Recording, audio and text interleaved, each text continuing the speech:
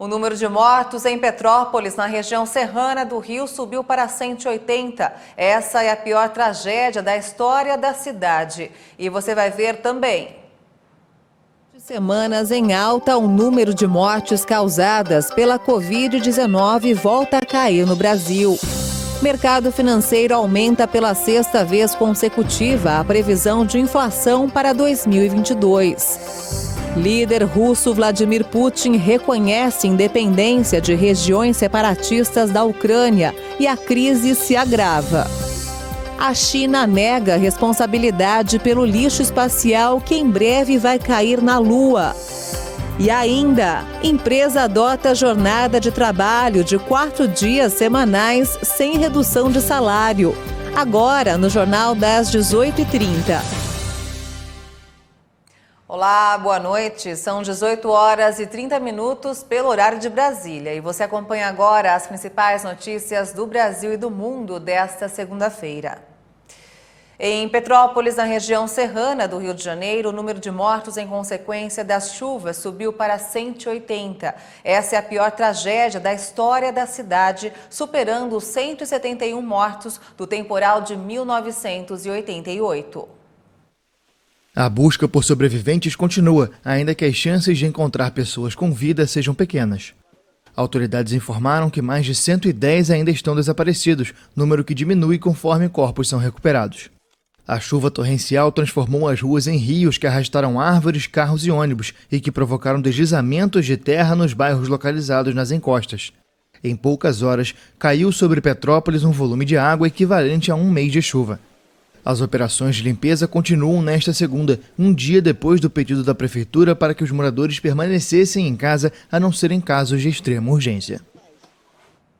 E em meio a tanta tragédia, a solidariedade tomou conta da população de Petrópolis. Muitos voluntários se organizaram para ajudar no apoio logístico às vítimas das chuvas. Enquanto as equipes trabalham em busca de vítimas sob toneladas de terra, um outro exército se organiza. São os voluntários, gente que atua em várias frentes para ajudar quem perdeu quase tudo na tragédia. Que aqui nós estamos todos como voluntário, ajudando, né? Que coisa muito triste, mas é gratificante você estar se doando, né? Podendo ajudar o próximo. Eles ajudam a organizar e distribuir as doações que chegam, principalmente alimentos, roupas e água. Solidariedade que faz a diferença para muita gente. A gente não está com situação, né, para poder comprar. Então a doação é muito... É importante. A chuva da última terça-feira foi, segundo o governo do Rio de Janeiro, a pior já registrada na cidade desde 1932. A Anvisa identificou mais de 17 mil ameaças em potencial de produtos sujeitos à vigilância sanitária vendidos pela internet. O resultado vem de um projeto lançado no final de 2021 com parceria do Programa das Nações Unidas para o Desenvolvimento e visa ampliar o monitoramento de produtos no combate às irregularidades. A Anvisa considera como irregulares quaisquer produtos que não atendam às regras que garantam eficácia, segurança e qualidade exigidas. As regras variam de acordo com o produto. A agência alerta que a utilização de produtos irregulares coloca em risco a saúde dos usuários.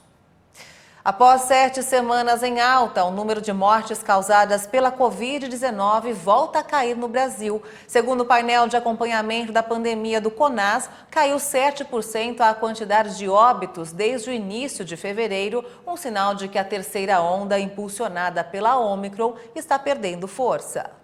Foi a primeira redução em 7 semanas desde o intervalo entre 19 e 25 de dezembro do ano passado, quando o número de mortes passou de 670 para 681.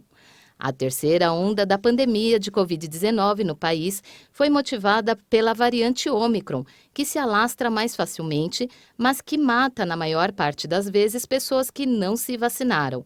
Como o número de imunizados no Brasil é alto, acima de 70% da população já tomou 2 doses ou aplicação única da Johnson. Segundo especialistas, a Ômicron faria subir o número de casos, mas os de óbitos não acompanharia essa escalada na mesma proporção. Como ocorre em vários países do mundo, principalmente os da Europa, ambos os dados, casos e mortes, também teriam prazo de duração curto por causa da imunidade atingida pelas vacinas ou pela doença. Na comparação das 2 últimas semanas, voltou a diminuir o total de casos. Entre 6 e 12 de fevereiro, ultrapassou os 950 mil casos. Nos 7 dias seguintes, 741.884 casos, que equivalem a menos de 22%. Em 3 semanas, a quantidade de doentes desabou 44%. Entre 23 e 29 de janeiro, as 27 unidades da federação somaram 1.305.447 testes positivos, auge do número de infecções desde o início da pandemia no Brasil. O Senac de Mato Grosso do Sul divulgou uma pesquisa sobre as áreas profissionais que estarão em alta no mercado em 2022. Entre elas estão a tecnologia, o marketing e a saúde. Durante esse tempo de pandemia, muitas profissões tiveram que se reinventar, adaptando-se à nova realidade que enfrentamos. Porém, em pequenos passos, a rotina começa a voltar ao normal e o mercado de trabalho continua cobrando profissionais capacitados. Por isso, investir em qualificação profissional pode ser o primeiro passo para uma trajetória de sucesso, seja empreendendo ou se encaixando em boas vagas no mercado de trabalho. O que pouca gente sabe é que essa trajetória pode ser estrategicamente estruturada quando se tem as informações certas. Uma delas é saber as áreas que estão em alta no mercado em 2022, onde estão as maiores demandas por profissionais, e concluir um curso em uma dessas áreas pode abrir portas. O mercado, com essa exigência, busca profissionais cada vez mais atualizados, com conhecimentos específicos das áreas. Cada vez mais nós buscamos ir nos atualizando, com professores capacitados para levar para o nosso cliente, o nosso aluno, conhecimentos inovadores, tendo em vista a inovação, infraestrutura, equipamentos, ferramentas que irão proporcionar um melhor conhecimento para a prática no mercado de trabalho. De acordo com a pesquisa divulgada pelo Senac, a área de tecnologia, que já estava em crescimento em 2020, com a chegada da pandemia, teve um aumento ainda maior. O marketing também irá continuar em alta, uma vez que são os melhores estrategistas para fazer pessoas se conectarem com marcas e com outras pessoas. Nessa pesquisa, nós tivemos o resultado em alta, o segmento, os cursos na área do marketing e tecnologias. Então, o Senac Dourado, Senac Mato Grosso do Sul, nós estamos investindo muito nessas capacitações nas áreas de marketing e de tecnologia. As instituições de saúde também precisaram se reinventar e viram a necessidade permanente de manter agilidade nas operações administrativas, técnicas e na própria área de medicina. Entre os mais variados profissionais, os da área de enfermagem ganharam destaque, já que podem atuar em vários setores. Maior de 76% na procura por profissionais na área da saúde, especificamente na área da enfermagem, técnicos de enfermagem tiveram uma grande valorização e também outros cursos, como técnico em análise, análises clínicas, laboratoriais, outros cursos de menores cargas horárias e também na área da estética. E nós tivemos uma alta também, que o mercado de trabalho está buscando esses profissionais. A qualificação é um valioso diferencial competitivo daquele profissional que entende que isso é fundamental para o próprio desenvolvimento. E você vai ver ainda nesta edição, líder russo Vladimir Putin reconhece independência de regiões separatistas da Ucrânia e crise se agrava. E ainda, jornada de trabalho, empresa adota semana de trabalho de 4 dias, sem redução de salário. Os detalhes você confere em instantes, até já.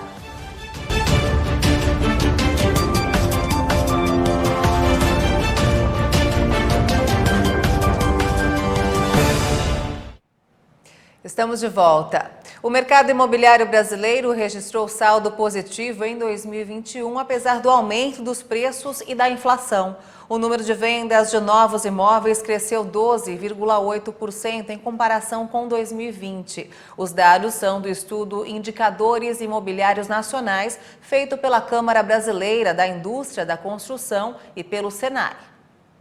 Em 2021, os lançamentos de imóveis registraram um aumento de 25,9% e a oferta final, que representa o total de unidades não vendidas, fechou o período com 3,8% de crescimento. O estudo apontou que os lançamentos e as vendas do segundo semestre de 2021 foram afetados pela mudança do cenário econômico e principalmente pelos efeitos do aumento de custos dos insumos da construção. Além disso, houve uma redução efetiva no poder de compra das famílias, com o IPCA de 2021, que fechou em 10,06%. Os preços dos imóveis registraram um aumento de 6,12% no último trimestre de 2021, em relação ao trimestre anterior. A Câmara Brasileira da Indústria da Construção afirmou que isso aconteceu porque as construtoras não estavam repassando o aumento nos custos ao preço, mas que agora o consumidor final está absorvendo a subida nos preços dos materiais. O levantamento ainda analisou a participação do programa habitacional Casa Verde Amarela no volume de unidades lançadas e vendidas em todas as regiões brasileiras, contribuindo com 41% do total. A região com o maior número de unidades vendidas pelo Programa Habitacional do Governo Federal foi a Sudeste, seguida do Nordeste. Na sequência, a região Sul, o Centro-Oeste e a região Norte. Os dados coletados e analisados incluem 176 cidades, sendo 22 capitais. O mercado financeiro aumentou pela sexta vez consecutiva a previsão de inflação para 2022. Pela projeção do Boletim Focus, divulgado hoje pelo Banco Central, o índice de preços ao consumidor amplo, IPCA, deve fechar este ano em 5,56%. Há uma semana, a projeção do mercado era de que a inflação terminasse o ano em 5,5%. Há 4 semanas, a previsão era de 5,15%. Divulgado semanalmente, o Boletim Focus reúne a projeção do mercado para os principais indicadores econômicos do país. Na projeção dessa semana, o boletim também manteve a previsão do Produto Interno Bruto, registrada há 7 dias. A nova projeção é de alta no PIB de 0,3% em 2022. Há 4 semanas, o mercado previa um crescimento da economia brasileira de 0,29%. O mercado não alterou a previsão da Selic, que deve encerrar o ano em 12,25%. Há 4 semanas, a projeção era de que os juros ficassem em 11,75%. No início do mês, o Comitê de Política Monetária, o Copom, aumentou a taxa de juros de 9,25% para 10,75% ao ano. O Copom indicou em um comunicado que continuará a elevar os juros básicos até que a inflação esteja controlada no médio prazo. A expectativa do mercado para a cotação do dólar em 2022 caiu novamente, ficando em R$ 5,50, antes R$ 5,58, projetados na semana passada. E o dólar fechou em queda nesta segunda-feira, renovando o mínimo em quase 7 meses, depois de marcar na última sessão seu 6º recuo semanal consecutivo. Investidores também avaliavam as chances de haver uma reunião entre os presidentes dos Estados Unidos e da Rússia para resolver a crise da Ucrânia. A moeda norte-americana caiu 0,64% e encerrou o dia cotada a R$ 5,107 na venda. O presidente russo Vladimir Putin anunciou hoje pela TV que reconhece 2 regiões separatistas da Ucrânia como independentes em mais um passo que ajuda a incendiar a crise naquela parte do leste europeu. Os esforços diplomáticos para evitar um conflito de grandes proporções na região continuam. Vladimir Putin afirmou que os acordos de paz de Minsk para resolver o conflito da Ucrânia com os separatistas pró-Rússia não têm qualquer perspectiva de serem aplicados. As declarações foram dadas após a apresentação do chefe de negociações de paz com o país vizinho, que afirmou que o processo de negociação está paralisado desde 2019.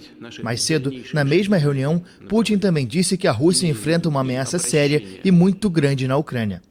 Os esforços diplomáticos para evitar um conflito de grandes proporções na região continuam. O ministro russo das Relações Exteriores anunciou que vai se reunir na próxima quinta-feira com o chefe da diplomacia americana, Antony Blinken. Sergei Lavrov disse que conversou com o americano por telefone alguns dias depois de a Rússia responder às propostas de segurança dos Estados Unidos. Moscou nega ter planos de invadir a Ucrânia, mas exige garantias de que o país não vai ingressar na Organização do Tratado do Atlântico Norte, a OTAN. Até agora, as demandas foram rejeitadas pelo Ocidente.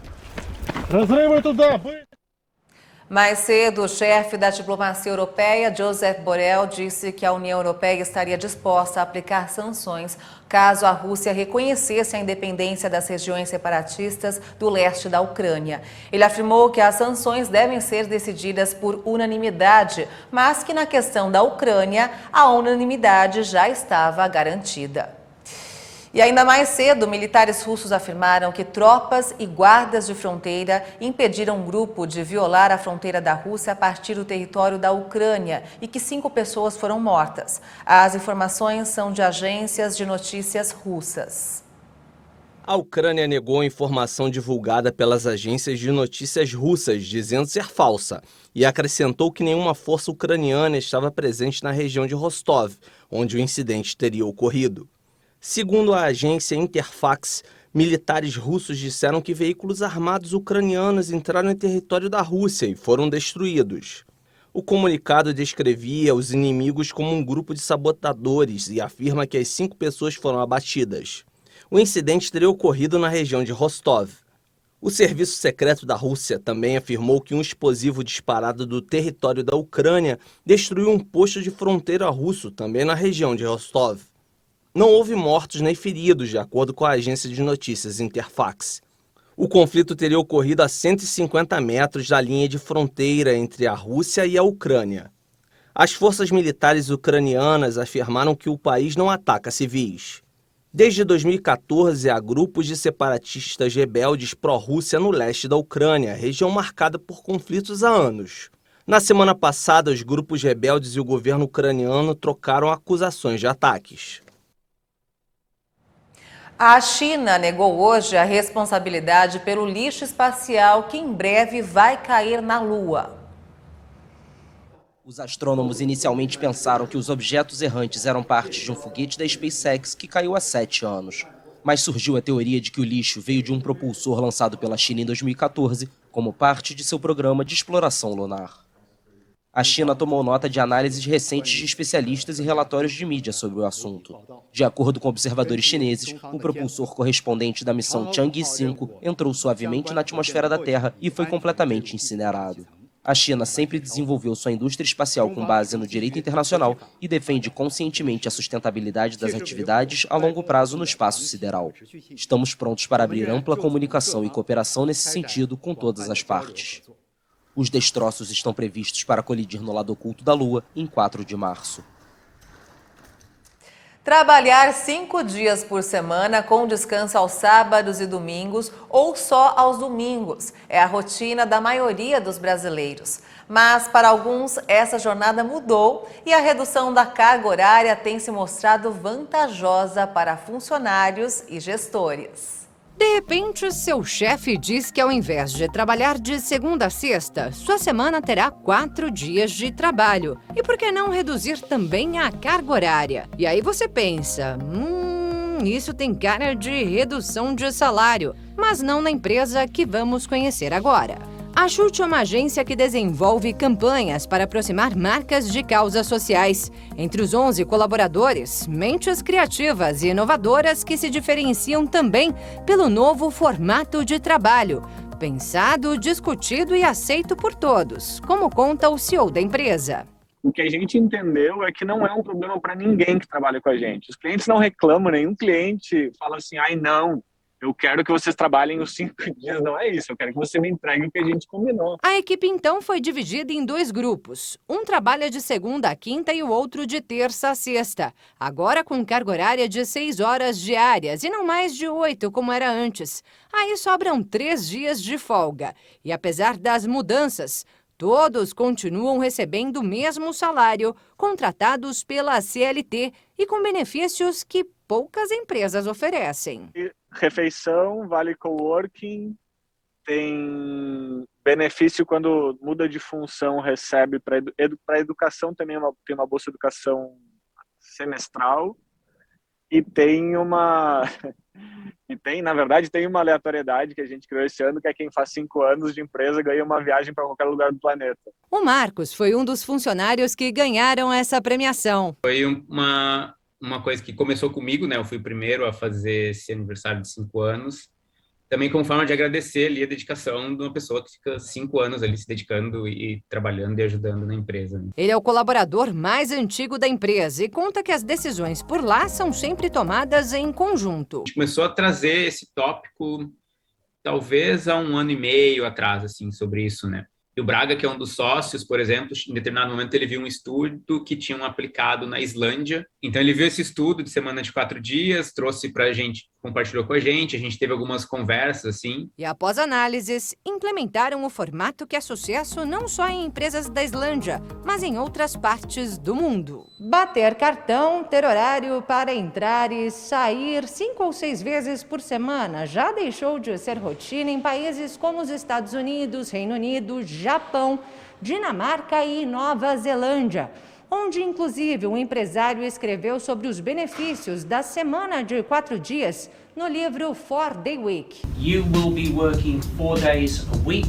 Andrew Burns, proprietário da Perpetual Guardian, afirma que a semana de 4 dias permite aumentar a produtividade e a lucratividade, além de prover um futuro mais sustentável.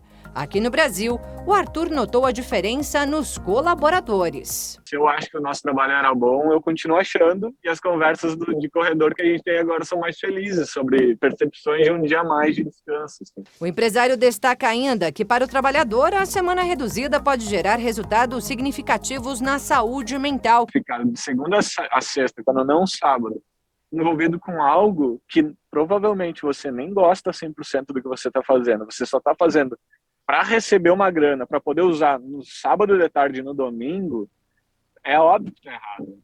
Mas cabe a cada empresa definir junto aos seus colaboradores se é possível ou não reduzir a jornada ou dias trabalhados. Quando eu flexibilizo, não posso ter redução de salário, não posso ter redução de benefício, não posso ter redução de gratificações. E tem sido uma prática muito comum, depois da pandemia, essas flexibilizações de jornada de trabalho. Especialmente para empresas que já estavam no esquema de home office, que é o caso da Chute, que justamente por atuar nesse formato, tem colaboradores não só em várias partes do Brasil, mas do mundo. O próprio Arthur mora em Barcelona, na Espanha. Eu quero muito que a gente troque cada vez mais com culturas diferentes, porque a gente não tem uma intenção de crescimento de multinacional. Isso também acho importante dizer que é uma empresa que tem como objetivo não ter mais de 15, 18, 20 pessoas, no máximo, porque a gente não tem uma vontade de crescimento de capital como o capitalismo sugere. Assim. É isso que garante que Arthur, de folga, bem no meio da semana, possa dar essa entrevista direto de uma pista de skate, com convicção de que o formato adotado pela empresa dele é mesmo bom para todo mundo. Por isso, aconselha. Vamos chamar todo mundo para uma conversa e vamos construir junto com essa galera como é que a gente pode fazer para trabalhar menos horas e mais objetivamente. Vamos ser mais líder e abrir esse espaço para construir junto, que daí todo mundo vai se comprometer com o seu pedaço da história. Vamos ser menos vertical, vamos dizer menos o que as pessoas têm que fazer e vamos construir junto com elas. E aí fica um pouco impossível não funcionar, sabe? Depois dessa dica, pode voltar para sua folga merecida, Arthur. Vou voltar para o meu rolezinho de skate agora. E o Jornal das 18h30 termina aqui. Você acompanha outras informações durante a nossa programação. E se quiser rever as reportagens desta edição, é só acompanhar o canal Hit Notícias no YouTube. Obrigada pela sua companhia, uma boa noite para você e até amanhã. Tchau.